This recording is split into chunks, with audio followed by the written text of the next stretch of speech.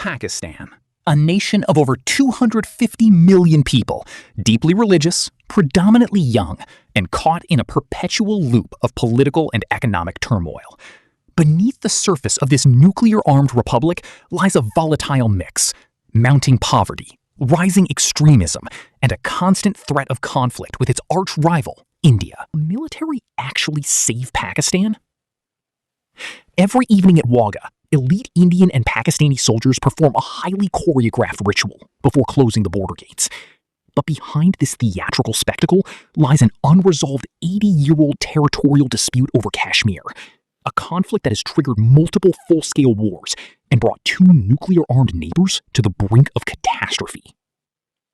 The conflict roots back to 1947, when British India was partitioned into Hindu-majority India and Muslim-majority Pakistan.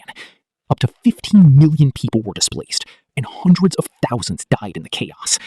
But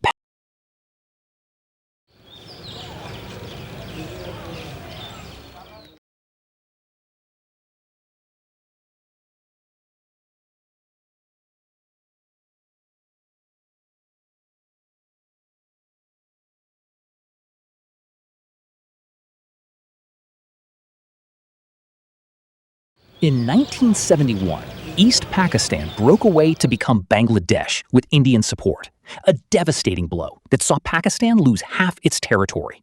Traumatized by this dismemberment and feeling abandoned by international allies, Islamabad drew one key conclusion: only an independent nuclear deterrent could guarantee national survival. By 1998, Pakistan officially detonated its atomic bomb in the Western Desert, establishing nuclear parity with India. However, Pakistan's nuclear program sparked worldwide alarm, especially when nuclear scientist A.Q. Khan was exposed in 2003 for running a global network that sold nuclear technology to foreign regimes like North Korea, Iran, and Libya. To safeguard its nuclear assets and secure its budget, the military expanded into an economic empire. Today, the security apparatus runs massive commercial enterprises, dominating sectors from banking and transport to fertilizers and consumer goods. Critics call it a state within a state, where military-linked businesses enjoy state subsidies, locking out private competition. While top military leadership holds decisive power in policy and politics, the establishment faces threats from radical fundamentalists within. Radical clerics and extremist splinter groups openly reject the democratic constitution, demanding a fundamentalist caliphate. Years of historical intelligence ties with regional proxy groups have backfired, sparking domestic terror attacks that hit minority communities, churches, and civilian targets. Whenever border conflicts or cross-border insurgencies flare up, the nuclear threat reemerges. Retired military generals routinely warn that if Pakistan's sovereignty is threatened, the nuclear option remains on the table. This perpetual threat of escalation keeps the military central to Pakistan's survival narrative, justifying its dominant grip over politics. Dissent against this establishment carries extreme risks. Activists, journalists, and bloggers who criticize the military or highlight political corruption.